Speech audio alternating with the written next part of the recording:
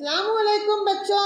वालेकुम अस्सलाम टीचर। बच्चों, आज हम लंबाई नापने का नया तरीका सीखते हैं। जी हाँ टीचर। तो चलो अल्मास, अपने दोनों हाथ फैला दो और अच्छी तरह जमीन पर झुक जाओ।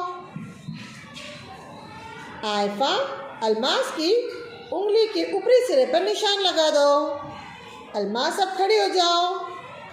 आयफा, देखो अल्मास की लंबाई बराबर है कि उस लकीर के मुताबिक? जी हाँ टीचर। तो चलो अब हम अक्सा की लंबाई नापते हैं।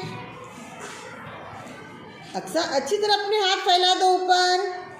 आयफा, उसकी उंगलियों के ऊपरी सिरे पर निशान लगा दो। अक्सा, आप खड़ी हो जाओ। आयफा, अक्सा की लंबाई उस लकीर के मुताबिक है क्या?